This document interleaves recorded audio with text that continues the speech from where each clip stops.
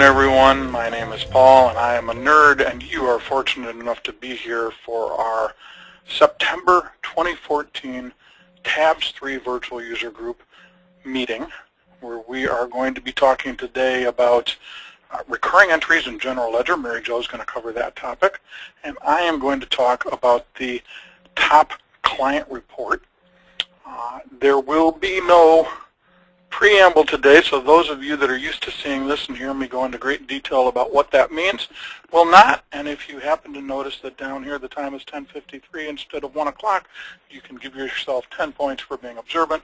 We are re-recording a webinar that was presented yesterday for TABS 3, or a virtual user group meeting for TABS 3, where we had some technical difficulties with the recording itself.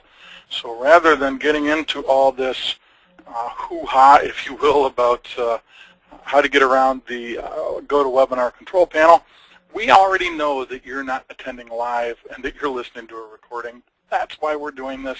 So we're just going to turn things right over to Mary Jo after I get her into the General Ledger software, and she is going to talk about recurring entries in General Ledger. Mary Jo? Okay. So a lot of times you want to make journal entries every month that are the same, and you don't want to every time have to go into our journal entry window and enter that same entry for your rent or for your copier lease or for whatever it is that you're putting in monthly. So it's a way through reoccurring entries that we can put these entries in one time and then tell the system that, yes, we want to go ahead and post these entries when we want.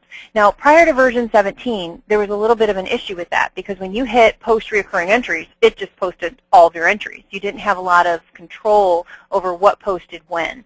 But now you do. So it's really a cool feature that can speed up your accounting each month. So let's take a look at these a little bit. So first of all, we have under our Journal Entry tab in General Ledger, the recurring entry icon, and then the post recurring entries. So let's go into the first one, because this is where we'll actually set them up. And if I do my drop down, I can see the ones that have already been created. And these are not duplicates. It's going to show you both sides of your entry.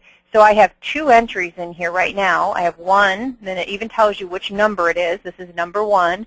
And what is the actual account numbers the 2 sides are going to post to for my debits and credits. And then it has my description, what date I want this to be posted on, and then the amount of the entry. So I already have 2 defined, so let's go into our rent one. I'm just going to double click it to bring it up on the screen. Here I can see that I'm using this day, which is the 1st. I've set this up to come out on the 1st of each month. And I have my line item for my operating account and my line item for my office rent. So I just set this up like I would a normal journal entry. I tell it what date I want it to post, and then I can save it. Now you also have this option down here to use the actual posting date. So if I were posting my recurring entries on the 15th, I could say, yeah, I want you to use the 15th and post it then. Or I can use the actual day of the month that I specify here. So it's kind of cool. Now the other thing on this screen to be aware of is that there's also an on hold. So if for some reason you don't want to pay that particular reoccurring entry on the 1st or on whatever day it is that you're posting these other things, or you just want to take a break from it, you don't need to pay it this month, you're ahead, or whatever the reason is, you can come in and mark that entry on hold. When you are ready to pick up and start posting that again as a reoccurring entry, you can uncheck that and resave it, and then that will be in your list so that you can post later. So this is where you go to set up the recurring entry, and then when it comes time to post one, we're going to go into the post recurring entries. And on here, you always probably want to make this backup. This is our hot backup. We have Platinum, but if you don't have Platinum, you're going to want to make sure you just make your regular backup. I'm not, because we're in test data, so don't do what I do. Just actually make the backup. It's a good idea. So here I have my list. Now you'll see on my list here that I don't have those sides of my entry. I'm just going to see all of the reoccurring entries that I've created, 1, 2, 3, 4, 5, 6, 7, 8, 9, 10, whatever I have. And then here's my posting date. Now we're in test data, we're in sample data, so what we have is a date of 11/17/2014. But this would be today's date. It's going to default to today's date. You can change that, but if you set your entry to be using the post date, it's going to post with the date of, in this case, the 15th or the 1st. regardless of what I have up here. If I had set it to the posting date, it's going to use whatever date I have in here. So I can override it, I can change it, whatever I want to do. And then I can pick and choose, which is nice. I can click or double click, or I'm sorry, just click and double click to take it off, whichever ones I want to post. So I have control, and I can say, okay, on the 1st, maybe this would be 11/1, I am going to post my rent and whatever else I have in here. It also gives you when the last post date was. So I can see, because we were doing this yesterday, we have a sample in here for rent that we have 11/1 as our example because we posted it on 11/1 and we used that first date.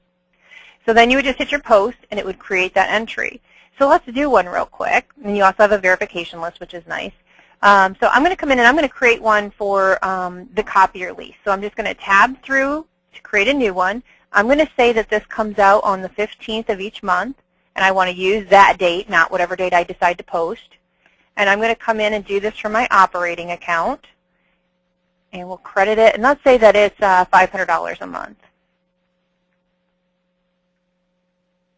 And I'll just do it as an EFT because it automatically comes out. And then we'll do this one for office supplies. I don't know, we'll just do that. I guess there was an equipment lease, but it doesn't matter. So we'll debit that account, and I'm going to go ahead and save it. Now this is going to be on my list when I go to post. Again, make your backup. And now I have a copier lease on there. So if I just want to post just the copier lease, and maybe I'm in here on posting date, I'm going to actually do this on the 17th, I'm going to leave it as that so I can show you. I've already said I want it to post as a date of the 15th, but today is actually the 17th in my system. So I'm going to go ahead and post it. It's going to ask me if I'm sure. And then it's going to tell me that it completed with 0 errors and 0 warnings, which is exactly what we want. And we want 1 of 1, and it would be however many you have there. Whoops, we got some pop-ups there. And we'll close that. And now I've got a date in there, and you can see the actual date that it posted was 11/15, not the 17th, because that's what date I chose. So this is a really good tool to use when you've got those reoccurring events that you want to have posted. Another thing that I would suggest, payroll is a good one. Even though those amounts might change month to month, you could actually create a reoccurring entry with all of those accounts, because we know when we post payroll, we've got several tax accounts we're posting to. There's debits and credits, and you're always trying to remember when you go into post payroll, what am I supposed to post to, and what goes here, and what goes there. You can actually create one with the first month that you do with those amounts in, and then before you post, just go in and you can edit that, and you'll have the accounts already listed in that journal entry on this page.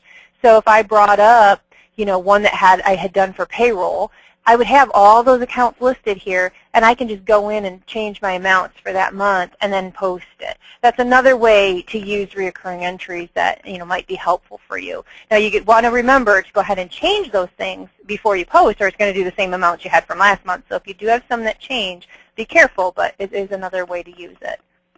Paul? Well, I was waiting for you to ask Leanne if there were any questions. I know, I wanted to too. I was like, any questions? Nope, no questions today. Nope, go ahead, no Paul. questions today. Okay, well, I'm going to talk about the top client report. It's a very cool report for the reason it was written, and Mary Jo pointed out to me another reason to use it that we'll touch on after we show it. And I'm also going to introduce this. I think we talked about a report last virtual user group meeting.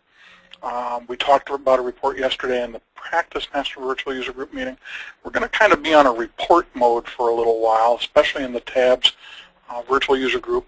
Actually, in 2 months, in November of 2014, we're going to have we're going to cover the subject of how to tell what's in what report, so that when you know what you want but you don't know where to get it, that particular virtual user group will actually talk about the tools that are out there to let you know what the reports look like before you even start to play with them, how to find the right report for the right number you're looking for. But today we're going to look at the top client report. So I happen to have this out on this menu, but I'm going to go into reports so I can show you where to find it. If you don't have it out on your main menu, it's under Client Reports, so you go to the Reports tab, click on Client Reports, and then right here is the top client report. Now, this was written, I think it came out in version 16, but that's neither here nor there. It was written and released so that you could say, what are my top 20 grossing matters, or what are the where do I have the most billable hours among my clients? And so with that in mind, when you look at this, you are able on the options tab to tell how many the top what, X, 20, 30, 40, 50, 10, whatever, and whether you want matters or clients. Now, if you're a firm that has a lot of clients and they have just a couple matters and usually only one at a time, then to you that doesn't matter. Matters, clients are the same thing. But some of our clients, some of the firms we work with, have many, many matters for a given client at the same time. And so it's important to distinguish between whether you're looking for the top 20 matters or the top 20 clients. Another thing to stipulate or to specify is whether or not you want to include the totals for other matters. So if we're looking for the top 20 matters of fees paid in this example, do we also want to know how much in fees paid was collected for the non-top 20 clients? And usually you do. And also, do you want to include a percentage of total for fees paid? In other words, for each person that's listed, you want to know what percentage that is of the total fees paid. Probably do. So these two checkboxes usually you'll end up checking. You specify how many, whether it's clients or matters, on what you're looking for. Now, what you're looking for is the really cool part. These are the things that you can specify. Top 20 write-offs. Obviously, that's not a positive thing. Top 20 hours to bill or worked, or WIP fees, or WIP expenses, or WIP advances, or total WIP. We have billed hours. We have hours to bill. We have fees paid, expenses paid, advances, finance charge, unallocated payments, total paid, and current amount due. So how much? Who are the top 20 people that owe you money? Now, when you specify a thing that you're sorting on, or ranking on, I should say, you also are able to say what you want to show. So I want to show the fees paid, but for all those top 20 matters, I also want to look at WIP hours to bill, and maybe I also want to look at expenses paid, and perhaps I also want to look at total paid, and maybe I want to look at how much they currently owe us. And so I believe I counted yesterday, I believe there are 7 different things you could have as columns in this report. And then finally, do you want to sort? Now, sorting obviously doesn't make sense when you first think about it because we're ranking these by the top 20.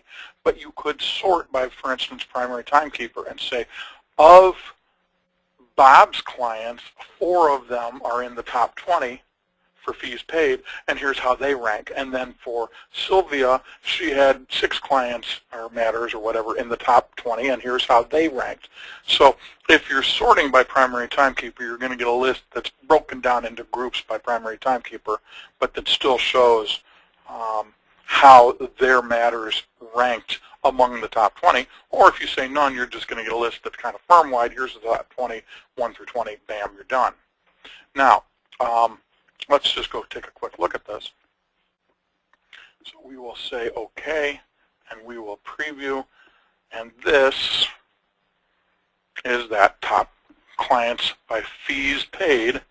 And this is sample data, so we don't really have more than, in this example, 4 clients that even fall into that category.